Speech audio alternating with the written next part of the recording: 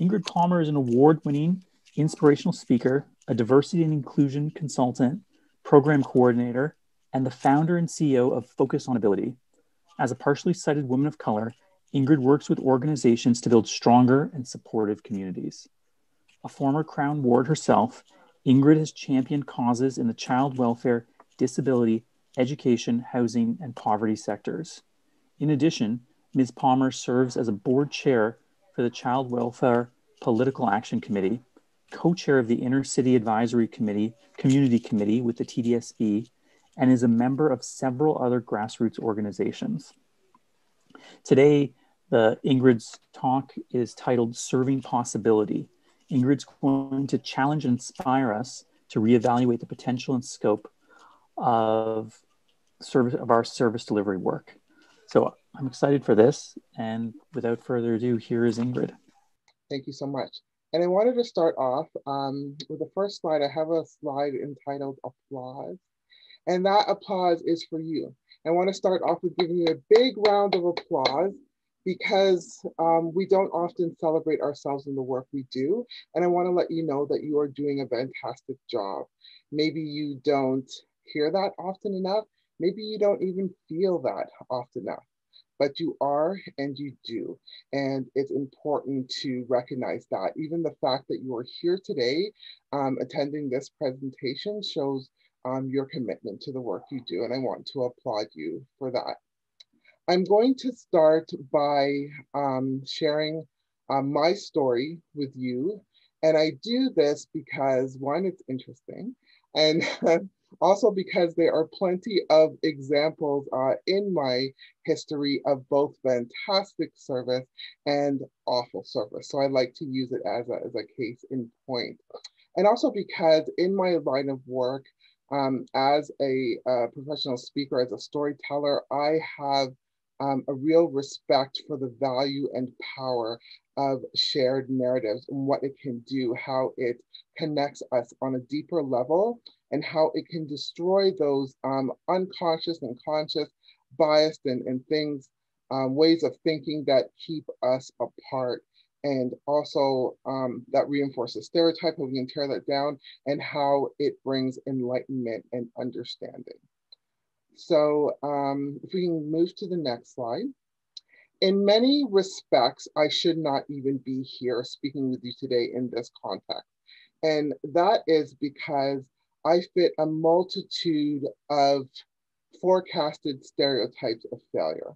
Being Black, female, disabled, having being a former Crown Ward and having child welfare experience, being a single mother for a period of time, unemployed, living in social housing, being on social assistance.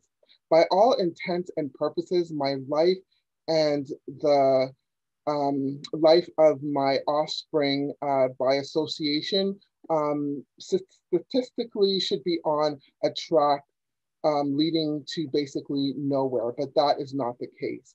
I have been fighting systems and barriers my whole entire life. I was born with a rare degenerative eye disorder, but I wasn't diagnosed until I was 14 years old. So for the first large early part of my childhood, I had no idea that I saw the world any differently from anyone else. Although as a child, I did find it difficult to explain why I couldn't see certain things that people said were right in front of me, or why I bumped into things so often, or why I struggled so much in dim lighting. And that was because I had no idea that I had tunnel vision, that I lacked depth perception, and that part of the condition I had a characteristic called night blindness, where my pupils don't open and constrict in regards to the lighting. And so that's why I had some struggle in dim light. Next slide, please. School for me was not my second home, it was my first. Within those walls, that was where I bloomed. It was the only place that I could really be a kid and where I received encouragement and teaching with kindness and with positive reinforcement. My grade 3 teacher, Mr. Williams, to this day is my favorite teacher of all time. I had been in school at that point for 5 years, and yet he was the first adult who refused to take my assertions of being able to see and just letting it go at that.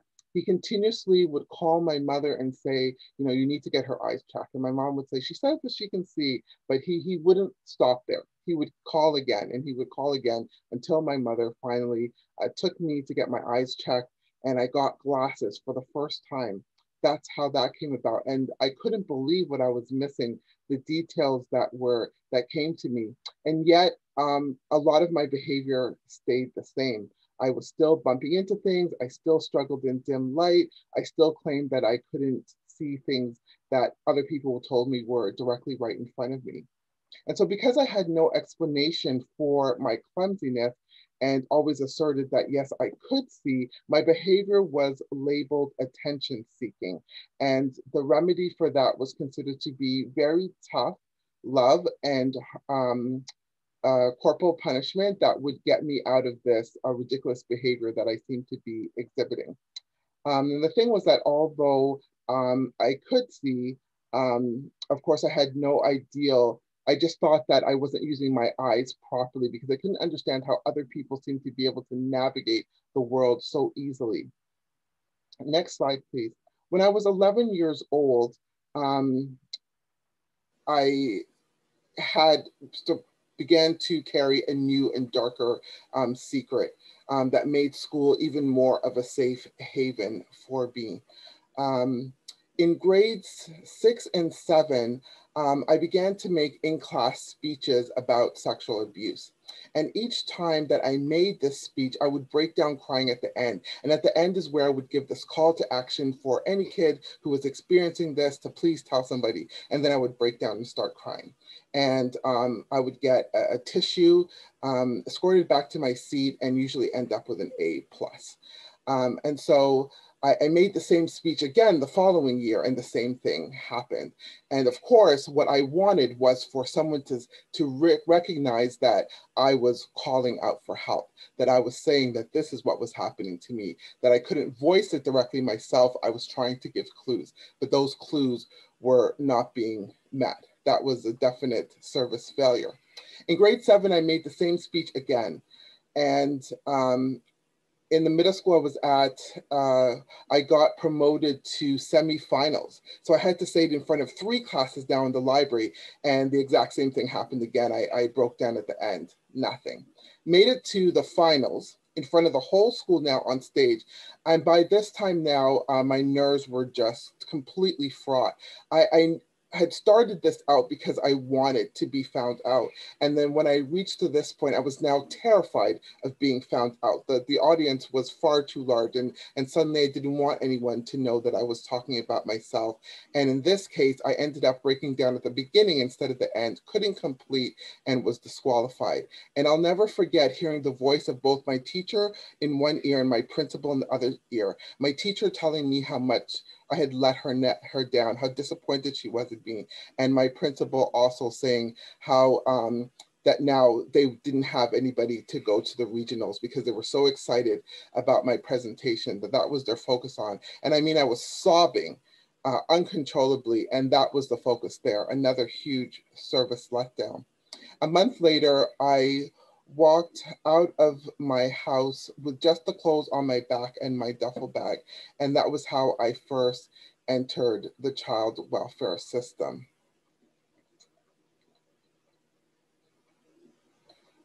So one of the biggest letdowns, next slide, please, I believe. One of the biggest letdowns to being in care was having your being dominated by adult voices and adult behavior continue.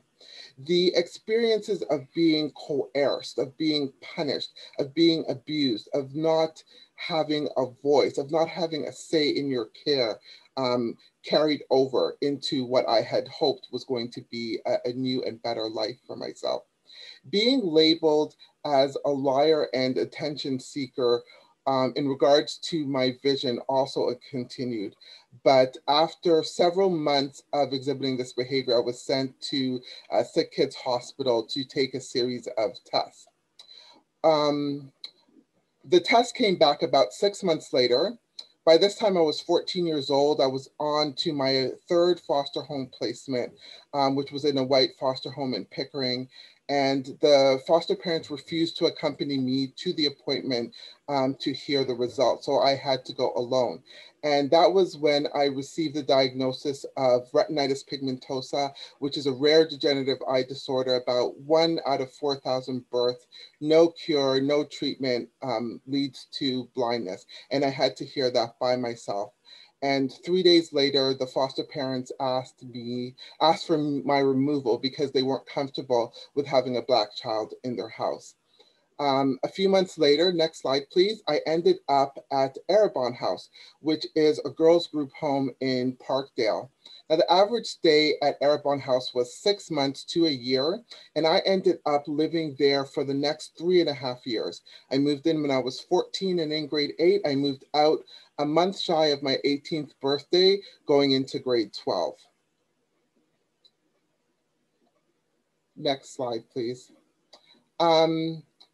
CAS at this point did order a psychological testing for me, and they found out that I was assessed, I was in grade 8 at the time, and they assessed me to be at a grade 12 level, which was great.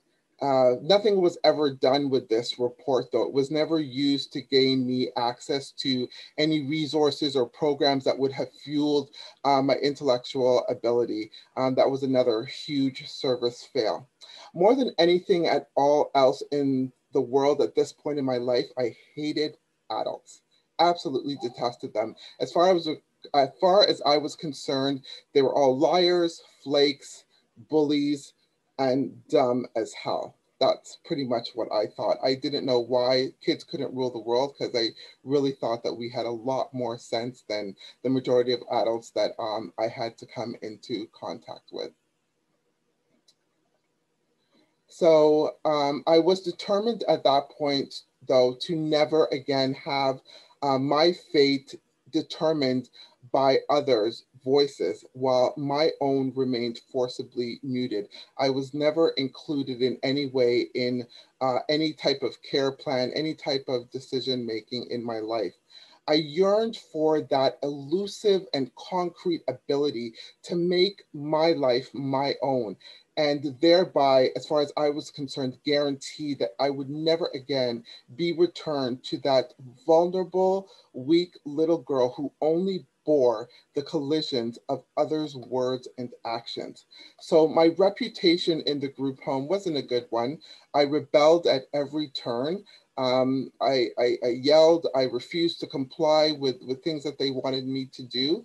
And this was often seen as, you know, I was called a degenerate, it was called a delinquent, it was seen as very bad behavior. What it wasn't recognized as was this need to have autonomy and to have a say in my life. The perspective of the staff in the group home at the time towards not just myself, but all the residents was generally to lean heavily on policy and procedure. And it encompassed a lot of, I know what you need. I'm going to tell you what you need because this is what is best for you. In terms of leaning too heavily on policy and procedure, we had, for instance, 2 days a week that we had program nights. And these were nights where they would have activities that we were obliged to do together. The house could hold 7 girls. We had 1 hour per day during the week for homework, mandatory. And then after that, on those nights, we would go to program. So on days when I perhaps had more homework than an hour would suffice, I would say, I don't want to go to program because I need to do my homework. And maybe, you know, program could be a movie. And because I refused to go to stay home for homework, I would be punished. So I'd get grounded, maybe extra chores, something would happen to me because I didn't go to see a movie or play volleyball and wanted to stay home to do my homework. So there was no bending of the rules or accommodating for things that made sense. Our lives were regulated and regimented in ways that just didn't make sense. And you're a kid and can see the fault in this. And yet the adults in that are just blindly and robotically complying to these ridiculous rules. And then as children, we're expected to still have respect for what we're seeing as completely idiotic behavior. These tactics, of course, did not resonate well with me at all. And oftentimes the staff's well-intentioned plans for my life would fail more often than not. And that was because I was never included in those plans. As a matter of fact, I would often tell them that they should ask me for advice on how to deal with me. They would have meetings sometimes that were just based only on me and what they were going to do with me. And they would even train new staff to how to deal with me. And their methods were usually to be completely hard, to never give in, and that they had to have this united and tough front against me. And their plans would always fail because I just would always absolutely refuse to comply. And when I would offer to advise them on how they could actually get me to do the things they wanted to do, they would label me as insolent and not take me up on my advice at all. So you can switch to another photo. I continued to do very well in school because school still continued to be my safe place, although socially I didn't fit in well in high school. Other kids and teachers really saw me as just a rebellious and quote unquote bad person.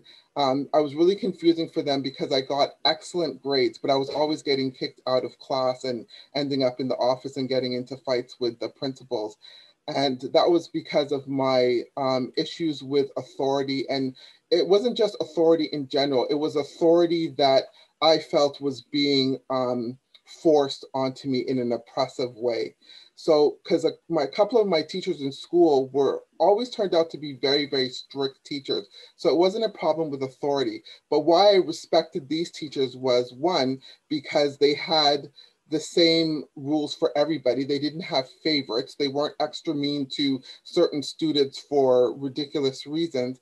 And also because they would haul me up to task if I did something wrong, but they would also praise me when I did well. I could always tell that they had my best interest in mind and that they were really working hard to fuel my skills and where I did well. So the teachers who would do this with me, who would look beyond, they could see something good in me that they wanted to nurture, I could do well with. And I was always lucky to have at least one teacher like that a year. And then I would have other teachers who would sometimes tell me that I should quit school, that I wasn't going to ever grow up to be anything, and we would just never connect. The only communication between the school and the group home was when the group home would call once a week to make sure that I hadn't skipped any classes, or when they would come into the teacher conferences. But other than that, they never worked together until my teacher would see a staff or a person that didn't look like me, wasn't the same race, attending a parent-teacher conference. They wouldn't even know that I lived in a group home. The school had absolutely no idea that I had an eye condition. There were no modifications or adoptions made for me. The group home never advocated for that for me. The two never worked in sync at all. I learned to be a good memorizer. I learned to teach myself, because although I sat in the front of the class, I rarely could ever see the board. The woman who ended up beginning the end to my precarious autonomy turned out to be a new staff who came to the group home, and her name was Lynn Levine. It was just serendipitous that on Lynn's first day at the group home, the staff who was on duty was running a bit late. She wanted to have a shower, and so she asked me to listen out for the new staff. And almost as soon as she went into the washroom, there was the doorbell ringing and Lynn was there. And for some reason, it just occurred to me that I had this golden opportunity to get to this newbie before she could be contaminated by all the other staff. So I brought her into the office, got her a cup of tea, and sat her down and said, you know what? You're going to hear a lot of stuff about me. They're pretty much all true. But you and I can have a completely different relationship if you'll listen to what I tell you. And I sat her down and I told her how she should deal with me when I was really upset, what tactics she could use, what words to never use if she wanted me to ever do anything. And those words were have to. If you made a sentence with have to in it, you guaranteed I wasn't going to do it. And that was something the other staff never learned. And I didn't know what was ever going to come out of this conversation with her. I remember that her eyes were really big, but she sat quietly and she listened to absolutely everything I had to say. And it turned out that she was beyond her time. Her approach to not only me, but the other girls in the home was what we would call today a youth-centered focus. She listened to us. She incorporated the things and suggestions that we gave her into her plan of care for us. And she became one of the only staff who very rarely had any trouble in the group home. She certainly didn't have any with me. And because I grew to trust her, I allowed her to have influence and impart positive things into me. And I say allowed intentionally because you cannot help someone without their permission. No one will allow you to do that without trust being there. But once that was there, Lynn was able to help me to develop on a personal level that no one had been able to do before. And that was because of the trust and the relationship that was built between us. She left after a year, but what she started in me kept growing. I ended up becoming a role model at the group home. I turned around to be somebody that they ended up pointing to other girls to emulate. I learned how to use my words effectively, how to speak truth to power, that I didn't have to yell, scream, and swear, because I never actually got me what I wanted, even if I wasn't the right. But because of what Lynn began with me, I learned how to hold an argument with facts, with knowledge. I learned how to not let intentional adults who were pushing my buttons, not to let them get away with that, how I could hold my point of view. And I learned then how I could use my own vocal power to win. I began to experiment with what that felt like and began to see the results of what that meant for my life, how I could create my life intentionally, how I could ask for what I needed, how I could seek out resources with my voice. I gained that autonomy that I had been looking for to help me know that I could play a role in my own protection, in my own life, how it unfolded. I ended up becoming the first past resident to sit on that group home's board of directors, and the only resident, or one of maybe only two, I think there might have been one other, who received a bursary for post-secondary education. We can move on to the next picture, which I think is just another older picture of me. Even by today's standards, only 8 out of 1,000 youth who age out of care finished university. And that held true even for, unfortunately, for so long, even when I was in care. I graduated from high school, grade 13, with honors. I graduated from college with honors, 2 diplomas. I went on to university and I graduated with a GPA over 4.0.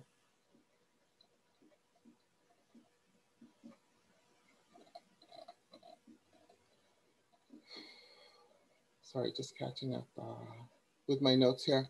But after I graduated, I was surprised to find myself chronically jobless. And this was because employers saw my visual impairment as a huge liability.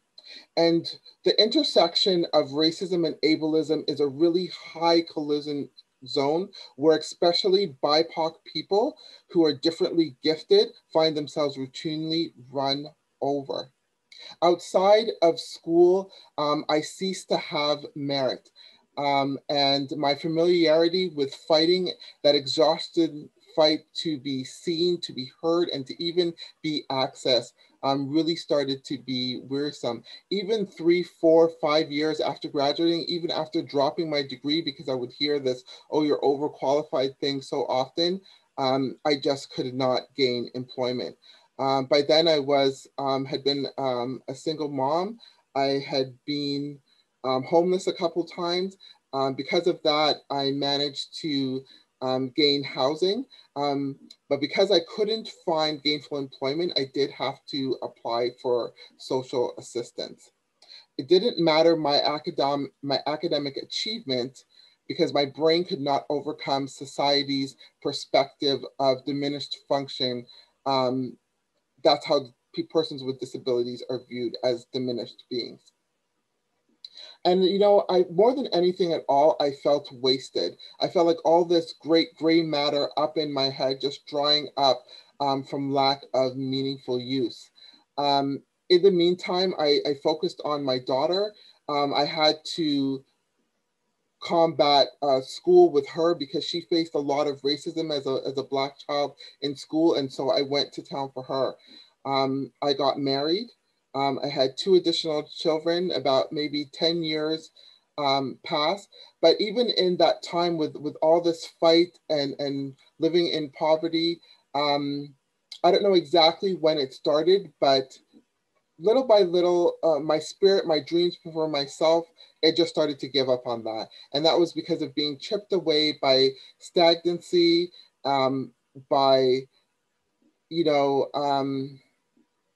the hopelessness that people with disability feel in gaining employment, in finding those barrels. It just, life just seemed to be everlasting struggle. There's the struggle to live off, you know, the low money that you get off of social assistance, the struggle with racism, the struggle with the school system with your children. And it just seems like life is just one struggle after the other. And people who live in poverty learn to exist in a constant state of want and need that really wears on the soul and really drains your energy and zaps your health. We are conditioned by all these oppressive and microaggressions to suppress our own dreams, to suspend our beliefs in what can be.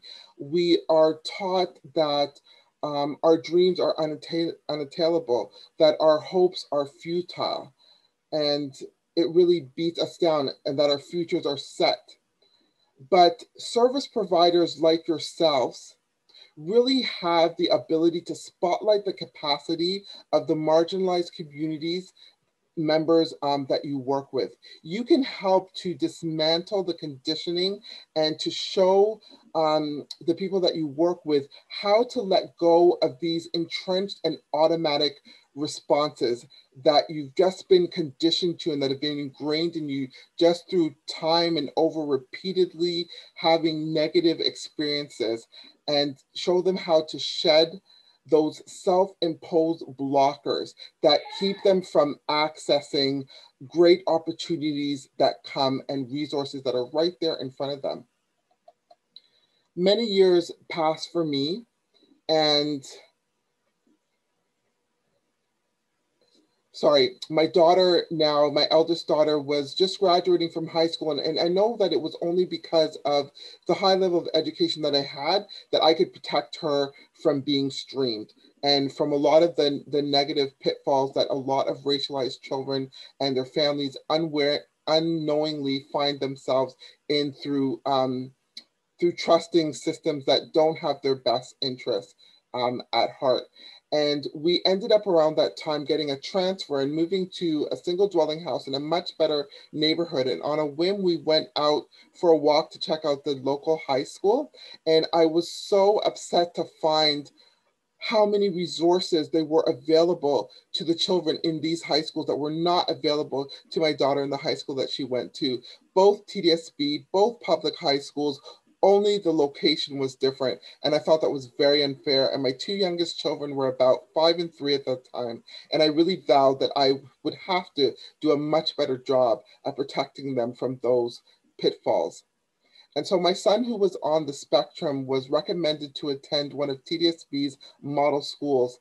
And if you don't know, a model school is a school that is mostly attended by low-income families. And so they receive an influx of more money, coaches, and resources into those schools. There's about 150 schools that make it onto the list every year. That's judged by the LOI.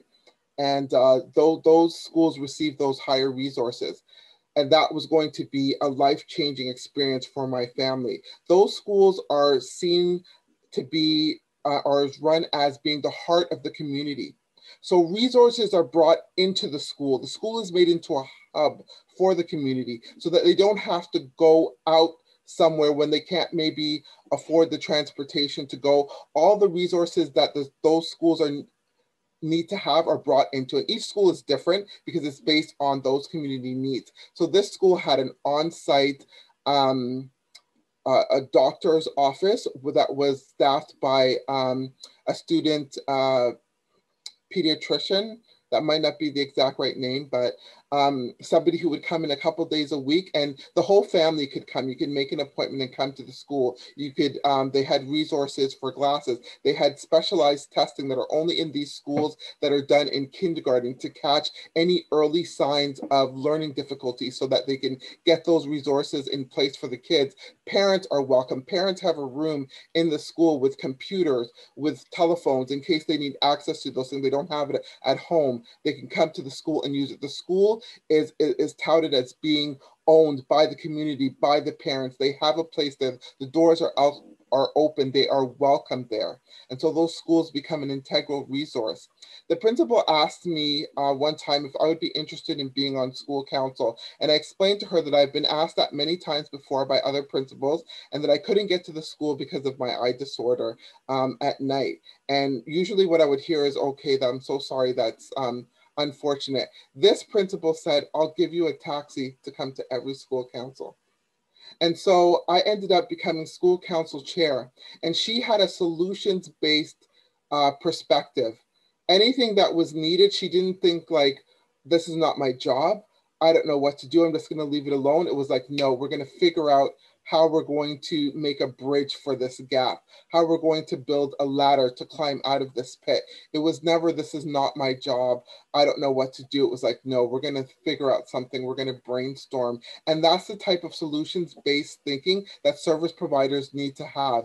You need to not only want to stick to exactly what's in your job description when you could maybe hold the key to possibly changing someone's life by making a simple phone call, by connecting to a resource that might not be your job to do, but that would be beneficial for who you're serving.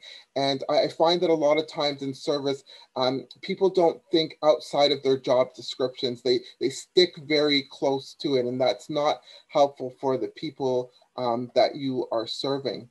In terms of relationship building, I consider that relationship is the strongest thing. That's the foundation on which your service should rely on. When you build a relationship with the community, with the people in that, then it informs on the service that you give. You will serve from a more powerful position because you'll know exactly what motivates your community, what their stressors are, what world views they carry, what belief systems are they operating in. And you can only get to know those things by building a relationship. I think that as service providers, you should see yourselves in your being as the best tool that you have in your kit. You are the strategy. You are the best resource. You are the best tool that you have, you, your being, you yourself, and how you approach your clients. What perspective are you bringing? What are you conveying through your behavior, through your language, to the people that you are serving? Your intent doesn't matter all the time so much as what is being perceived. And so it's really important to understand that. And by building relationships with your community, you will be able to do that. In terms also of working together as different service providers, you should have, and hopefully do, have roundtables where you get together and discuss what's going on in your different spheres. So that you're on the cusp of everything, and so that you can cross-recommend.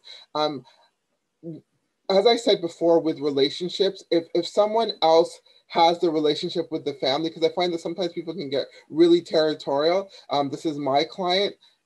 Forget about that. Whoever has the relationship and the connection, you can still help that person to serve the family or the individual. But I find sometimes that people can get really territorial, like, this is my person and I want to be the one to give it to them and I want to be the one to do it. You don't have to be the one, but you can still be a vehicle and a conduit to that person's success when you work as a team and not silo your own work, not keep your own resources and knowledge to yourself. And in terms of also creating opportunities for your communities, you can apply for grants together. I know this is something that we've done at the TDSB. We have a big parent as partners conference, and that didn't used to be. We used to have a whole bunch of really small ones. And so now what we do is like each committee applies for these grants that are available, but then we pool them. We pool them to put on one big event for our community. And I want to suggest that 8 community agencies, if you're not, start looking at working in tandem together and seeing how you have the same interests or the same goals and how you can work together and pool those resources that are getting tighter and tighter. Get creative on that. And I think I might just want to pause here, Omar, and see if there are any questions or things that that I can go over. I think I breezed pretty quickly through that.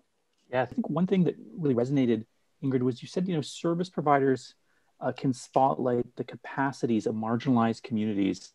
I think you were talking kind of about a strengths-based focus. Mm-hmm. I wonder, you were also mentioning though, that a lot of, I see this a lot of clients that are maybe really negative about themselves, really in a hard place. Can you talk a bit more about turning that around and like how you worked with providers to get folks to think more about like looking at the strengths of their community and making people think differently about their own strengths? Mm-hmm. Well, I think one thing you have to realize too, and when building that relationship, you'll find out is exactly like what experiences have contributed to that negative self-view that they had. Like get those conversations going so that, otherwise whatever you try is not going to maybe land right. You've got to know where it came from, how it originated. And it's going to be a multitude of things. And it can come from home, it can come from school, it can come from society, and all be mixed into one. It can come from lack of representation. In the media, we get so many messages of how we're not worthy and how we're not included. But when you create opportunities for people to see what they can do and one important thing I like is when you exchange, when you have that real reciprocal relationship. So a lot of time agencies, we take the position of experts. We know what you need, we know what to do, and we're going to tell you what to do. But to recognize also that your community are another kind of expert, and that you're in this together. They have things to teach you, and you may have things to teach them. So when you can find opportunities to exchange those hats of teacher and learner and leader and holding space. So if you have programming, involve your community, your youth, whoever you're working with from the onset. Don't create the program and say, here it is, this is what's great for you. How about from the ground up, we're going to build this. And then by participating in that, people learn skills. People see what skills they have. They learn what their capacity is. They feel successful. And once you've had an opportunity to feel success, that hunger, once it will never die out. You'll want to do that again. You want to experience that again. You'll be like, wow, I did that. I participated in that. What else can I do? So you create that hunger, you create that light switch that goes off, you create that joy in people of seeing success or knowing that they participate in something, and that's going to look different for different people. And that's where that relationship comes in, because you only find out what people's interests are. What did you used to do? What skills do you have that you can help with by having that relationship? So if you know that somebody maybe had this position back home, but they don't have criteria for it now, but you're doing something in your own work that, oh, maybe they could make a suggestion for, or there's some way that they can help with that. Look for those opportunities to include people in their skill to where they feel like they're contributing. Because one thing too is that people don't always want to be on the receiving side. And that's a real stereotype of people in need, that you always have your hand out, that you always want something. And that prevents people sometimes from accessing what they need, because people get tired of that. They want to earn it somehow. So and it could be anything from helping to set up. If you're having a meeting, some people like that. Other people, they'll want a different type of involvement, but it's for you in your sphere to have a focus on that and a lookout for that. What ways can this person, this community be included? What opportunities can I create for people to be a part of building something? And so that ownership and that belonging is also woven into that. Thank you.